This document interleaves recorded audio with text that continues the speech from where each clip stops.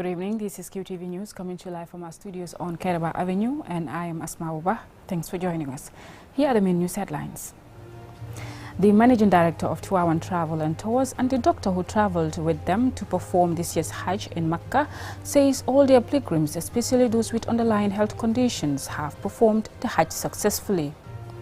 The third China-Africa Economic and Trade Expo has been held with 1,500 exhibitors showcasing their products, and Gambia Trade Minister was in attendance. As more Africans, including Gambians, continue to die in the Mediterranean Sea, we investigate this criminal, dangerous and lucrative trade. In international news, Senegalese opposition politician Ousmane Sonko, who came third in the last presidential election, has called on the public to come out en masse ahead of a speech in which President Macky Sall is expected to announce whether he will seek a third term. In sports news, Gambia Gina Bass has broken her own nation record in the 100 meters and secured qualification for the next Olympic Games and the World Athletics Championship. Those were main headlines. Now the news in detail.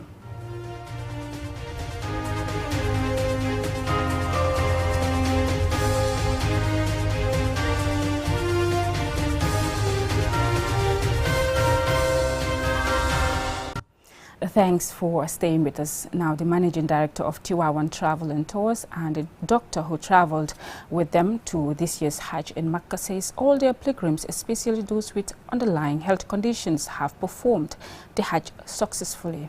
Babakar Sise is with Tivaouane Travel in Mecca and he filed this report. Aja Mariama Adler-C and Dr. Mariama Sonko made these remarks after a thorough assessment of the pilgrims at a consultation room in the hotel. Dr. Sonko explains. So far, my pilgrims are all doing very well. None of them had any major health issues, alhamdulillah. So the problem here is respiratory tract infections, especially flu, because I assume this is as a result of the changes in environment. The temperature, it's very hot in here, and the congestion. As a result, if one person gets a flu or a respiratory tract infection, a cough, it's easily disseminated or contacted by the rest around them. So what we do here is we know that drugs might not help, but we still give them antihistamines which help relieve the congestions in their throat. Dr. Sonko also advises pilgrims on how to stay healthy. We advise our pilgrims to take precautions because currently in Saudi there is an outbreak of dengue fever, and then this usually breathes in stagnant water. Stagnant water is like a conducive environment for them to breathe. So we encourage our pilgrims not to pour water everywhere, not to allow stagnations of water, and also to wash their hands regularly, put on face masks, and also to refrain from unhygienic conditions, and also to take as much water as they can. So far we have no major issues. We have no major issues at all. Pilgrims are all in good health. They're all doing well and doing their Hajj rites. Aja Mariama Adler-C, the managing director of Tivaouane Travel and Tours, is delighted that despite challenges, all her pilgrims are doing well. We had two that got very sick, but the doctor was able to handle it. Mashallah, alhamdulillah. But they were not severe, alhamdulillah. Allah has helped us. We are able to handle all the problems that we are facing because of our experience in this industry. The Tivaouane MD is hopeful that all her pilgrims will soon be reunited with their families. The assurance I have for the pilgrims' families is that, inshallah, I am hoping that they will all come back home in good health, and that with Tivaouane Travel, don't have two minds. Mashallah, we are always committed and dedicated to work, inshallah Rabbi. Apart from that, we are getting ready to weigh our luggages with Ethiopian Airlines tonight, inshallah, before we leave for the 7th, inshallah. Our flight is on the 7th of July, inshallah, early in the morning. Our pilgrims that came on international with Turkish Airlines are leaving tonight, inshallah. They are all getting ready. Thank you very much, QTV, for being our life partners, mashallah, for being able to show the whole world what we are doing, and praying that we all have a Hajj Mabrur and Shaya Mashkuran and Zambal Masfuran. Alhamdulillah Rabbi Alameen. Last year, due to the COVID-19 pandemic, the Saudi authorities restrict intending pilgrims over the age of 65 from attending Hajj. But that is lifted this year. However, intending pilgrims are required to produce a COVID-19 and other medical certificates to prove their health status. Babukar Sise, QTV News, Makkah, Saudi Arabia. Now, the third China-Africa Economic and Trade Expo has been held with 1,500 exhibitors showcasing their products, and the Gambia Trade Minister was there. A major outcome of the expo saw the signing of 218 joint projects with a total value of $19.1 billion. QTV's Modulamin Choi has been covering the expo, and he has the latest. Changsha, the capital city of Hunan Province, is the venue for the third China-Africa Economic and Trade Expo, which began on Thursday and ended on Sunday. The expo is the only and largest economic and trade cooperation platform within the Forum on China-Africa Cooperation Framework, FOCAC. The biannual event seeks to promote and strengthen trade cooperation between China and African countries. Chinese and African businesses and government representatives take part in this convergence. Han Cheng is China's vice president. The Chinese side is ready to provide new opportunities for Africa through Chinese modernization and China's high-quality development. We aim to deepen practical cooperation between China and Africa, achieving even more fruitful outcomes. Together, we strive to build a closer China-Africa community with a shared future. This year's expo has registered a 70% increase on the previous one in 2021, with 1,500 exhibitors from Chinese and African businesses. Common development for a shared future is the theme for this year's expo, signaling opportunities for mutual trade and economic cooperation between China and Africa. Lazarus Chakwera is the president of the Republic of Malawi. It goes without saying that if we are going to make the economic partnership between China and Africa result in exponential growth, then both sides of that partnership must reflect deeply on changes that must be made in the way we have been managing our shared interests. At the 100,000 square meters, numerous goods and services are exhibited. This is a manifestation of the diversity and opportunities in increased trade between China and Africa. At the conclusion of the four-day expo, 218 joint projects worth $19.1 billion were signed. Leading the Gambian delegation at this event is the Minister of Trade, Babukar Ojuf. We have seen a lot of infrastructural development, particularly in the upper regions, but we still have a lot to tap from China. Apart from the lessons that we have learned from them, from their evolution, and that we can transfer to our country and make use of. We also have the potential to be able to bring them, their private sector particularly, in addition to government, to invest in Gambia's productive sector of the economy, particularly in areas like building special zones, economic zones, industrial zones, agro-poles to support and promote food processing and value addition. These are areas we can drag China into, and those are the things, industrialization, that our country needs at the moment.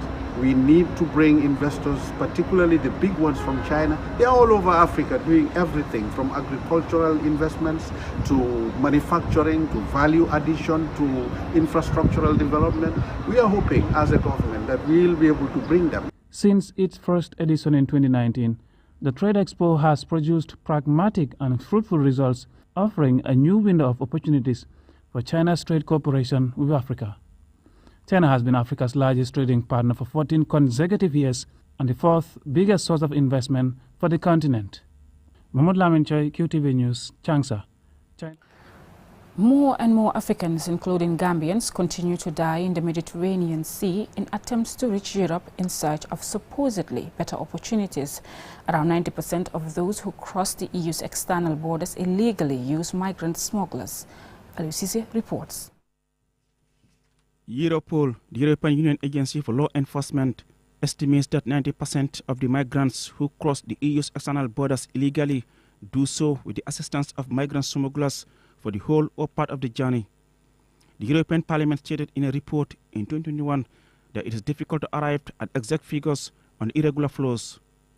These human smugglers, also called migrant smugglers, run lucrative businesses as migrants are tricked into paying a huge amount of money to embark on the journey.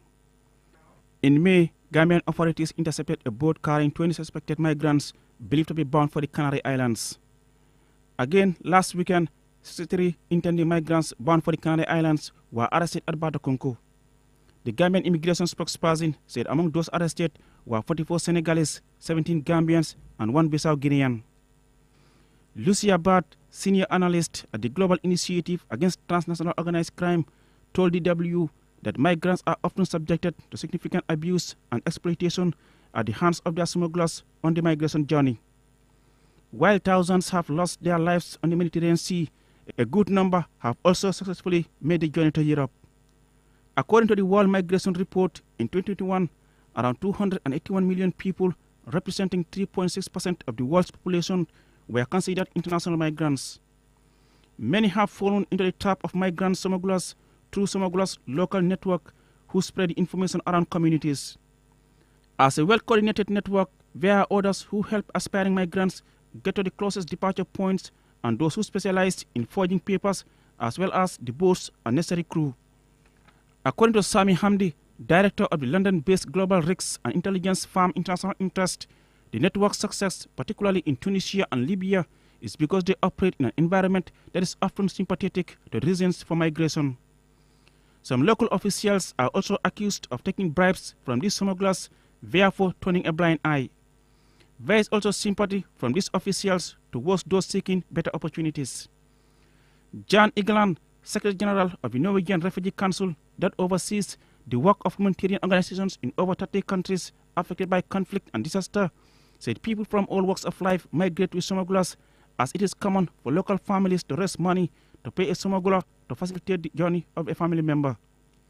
For a route between North Africa and Europe's closest coast in Italy and Greece, prices range from £3,000 to £10,000 and sometimes more. As long as there are such rich pickings, these people will continue their illegal trade. Reporting for QTV News, I am Alu Sise. That story by Alu Sise takes us to a commercial break, but when we return, we have more international and sports news stories for you. Don't go away.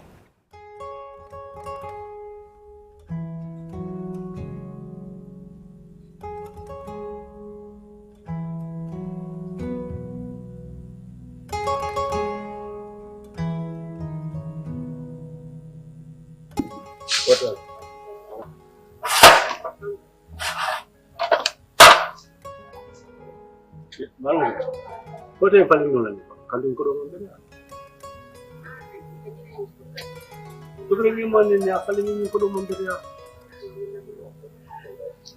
So it's a fine one.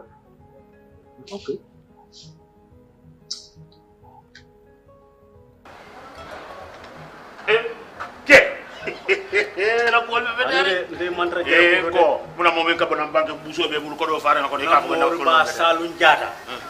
ay kodo kenya na nado kodo kamaja de sa maja tin na fo ko di furi hey nga kodo bala kata falina akoy kodo damale be je ni may sama no ngatu je atata falina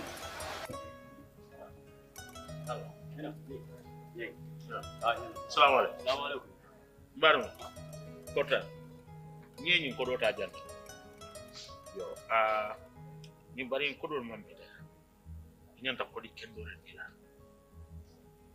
min ko do be daji be ko do fangu jiba jol jibe be faram faram fayla inji ya ja mon be ya iba falin nale central bank ye memfo inal tolier yal safi ye memfali al yalon iko clean note policy ko di kendo al kalmol jowala min ko di furi ngo ko di fundu al kam mol sigal ka ko sigal ka di mon am bete ya ibe nyi mutalal e ko di kendo di ni wote memba kunna tolete ala bita central bank andu memba kunna tol e kana van doleta de bole so janno bebe tar reje ko do mutaya amunena tawolantele yalon ko ñanta ko di kendol di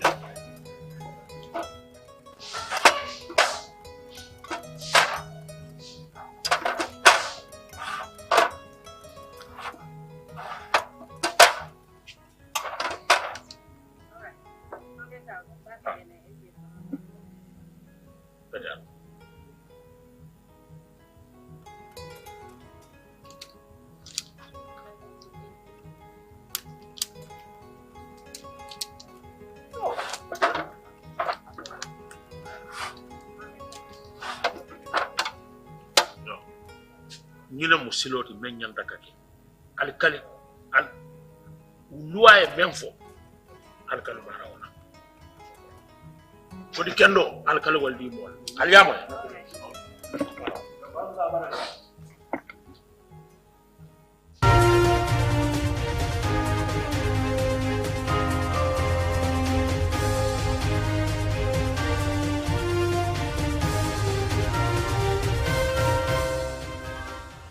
Welcome back. If you're just tuning in, you're watching QTV News and I'm Asma Uba. Now let's take a look at international news.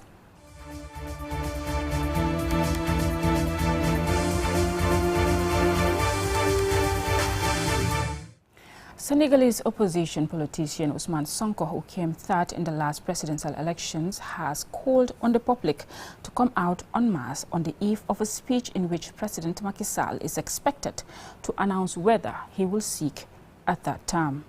Lena Igwenyiba has more.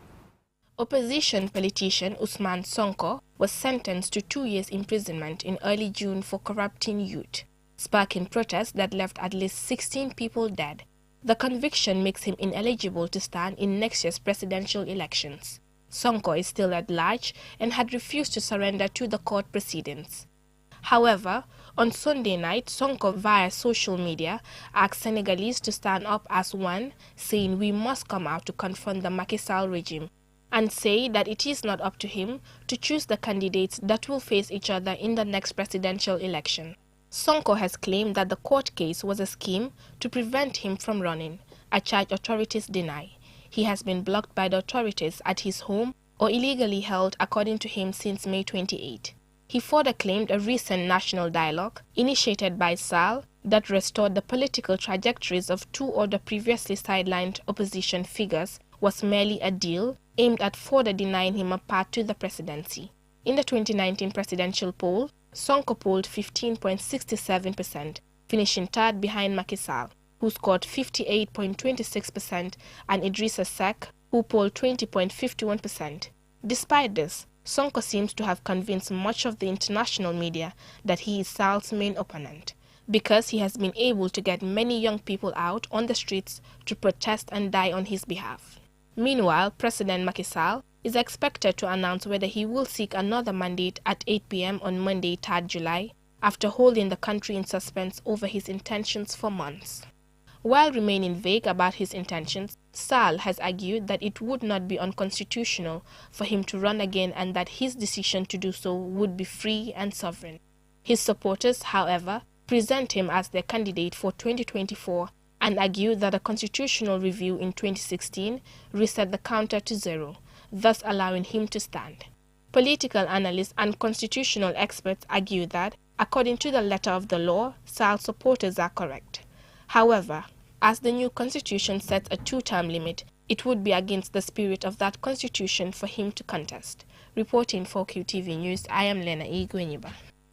Still on international news, as families of at least 51 victims of last Friday's deadly road accident in Kenya's western town of Kericho struggle to come to terms with their untimely demise. Authorities in Kenya on Monday announced that they are yet to identify the bodies of over 10 people who died in the accident. More in this report. Despite happening at a junction allegedly notorious for accidents, the accident is said to be one of the deadliest in the country's history, and authorities' inability to identify almost a dozen bodies 3 days after the incident seems to corroborate reports on the severity of the accident. Local media also reports that some of the bodies have been badly disfigured. Authorities in Kericho, where the accident occurred, told journalists on Monday that they are expecting a national government pathologist to help identify the bodies. The accident is said to have occurred when a lorry carrying a shipping container lost control at the Longiani Junction, hitting several public service and private vehicles before landing in a ditch, instantly claiming at least 51 lives. And while authorities await identification by pathologists, about 40 bodies have already been identified and some released to families for burial. Reacting to news of the incident, Kenyan President William Ruto wrote on Twitter, "Pray for the speedy recovery of all survivors. You are in our thoughts." He also implored motorists to drive carefully, being especially cautious in rainy conditions. And in a move aimed at preventing such incidents from happening, or at least minimizing chances of such fatalities when similar accidents occur in major settlements, the country's transport minister, Kipchumba Murkomen, over the weekend issued orders for markets on the side of the road at the site of the accident to be relocated following the crash. He also announced that more speed bumps and road signs would be provided, with speed limits to be revised in the area. In addition to these measures, he also revealed that the Road Safety Authority would install speed cameras and designate the area as a dangerous section in order to support the enforcement of traffic laws. The incident occurred amid criticism over the government's inadequate response to the rise in road traffic accidents. According to figures from Kenya's National Transport and Safety Authority, at least 21,760 people were involved in road traffic accidents last year, and 4,690 died. The country recorded 974 deaths from road accidents since January 2023. Of these, pedestrians accounted for the highest number of deaths at 330, followed by motorcyclists at 265 and passengers at 171. Meanwhile, following last Friday's deadly crash, calls for stringent measures to curb the rising road traffic accidents have intensified. I'm Swana Sonyansi for KTV News. Such a tragic situation there. Now we'll look at sports.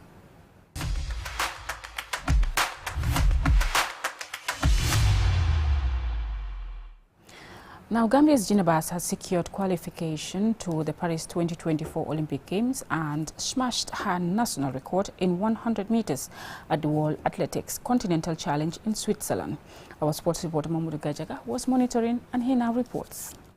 Gambia track sensation Gina Bass beat her own national record of 11:08, set on the 22nd of June last year to secure qualification to next summer's Paris 2024 Olympic Games, when she ran 11:05 in the first heat. In the final, she came second in a time of 11:18 in the women's 100 meters, behind Zoe Hobbs of New Zealand in the finals of the World Athletics Continental Challenge in Switzerland on Sunday. However, her time in the heat had been enough to qualify her for the Olympics and the World Athletics Championship. The result confirmed Gina Bass will compete in her third consecutive Olympic Games after Rio 2016 and Tokyo 2020. Paris 2024 will be another chance for her to compete with some of the world's elite runners. Gina will also compete in the World Athletics Championship in Budapest. Gina Bass is the first ever Gambian athlete to achieve such a feat. She came to international prominence after winning the women's 200 meters gold at the African Games in Rabat in 2020. Mood Gajaga, QTV News. Congratulations, Gina, and we wish you all the best in your upcoming games. Still on sports, a Gambian is one of the leading faces of the International Council of Sports Science and Physical Education headquarters in Berlin, Germany. Our sports reporter Mamoudou Gajaga caught up with him in his office in Berlin, and this is his report. Former sports journalist Pascal Camara is now the Sports Science Research Manager of the International Council of Sports Science and Physical Education. It is the umbrella organization for sport, sports science and physical education, headquartered in Berlin, Germany. He explains how his work impacts sports science and policy. Well, the International Council for Sports Science and Physical Education was established in 1958, so it's quite an old traditional sport institution that offers expertise or services mainly related to policy issues and research as well, and into education. So we organize educational programs as well for institutions that request for our consultancy, and we also help in development of policies for institutions or organizations that request for it as well. And we also conduct research as well for with partner organizations and also for institutions that request for it. So we are a membership-based organization with currently around 300 members all throughout the whole world, which are have government institutions or ministries of some countries. In other countries, they are the national sport authorities, or in our case, the National Sport Council. Pascal Camara previously worked at the National Sports Council of the Gambia and the Ministry of Youth and Sports before pursuing a master's degree in international sport development and politics. He's currently doing a PhD in sports science at Cologne University. He says doing research is one of his passions. People need to realize what their passion is. Just have to give you a short anecdote that I realized that my passion is into education and learning. That's why I needed to do a PhD. So I'm not doing a PhD because it gives me more money. No, I'm doing a PhD because I feel that it gives me realization in my life. And I still could remember when I was even in primary school, I was barely able to read. And in my village, you hardly see papers around, especially when it rains.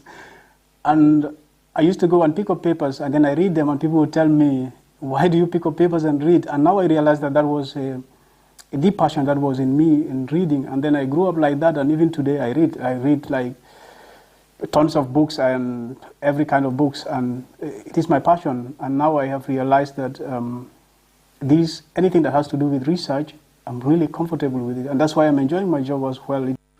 The International Council of Sports Science and Physical Education is a leader of the global movement educating for sustainable quality of life for all physical activity and sport. The mission of the body is to integrate research to enhance physical activity and sport, educate for improved quality of life and health for people through physical activity and sport, and promote policies for active lifestyles, human performance, and good governance in physical activity and sport. Modu Gajaga, QTV News. Well, I'm afraid that's all we have for you in this news bulletin. Have a pleasant evening and join us at 10 p.m. tonight for another bulletin. Thanks for watching.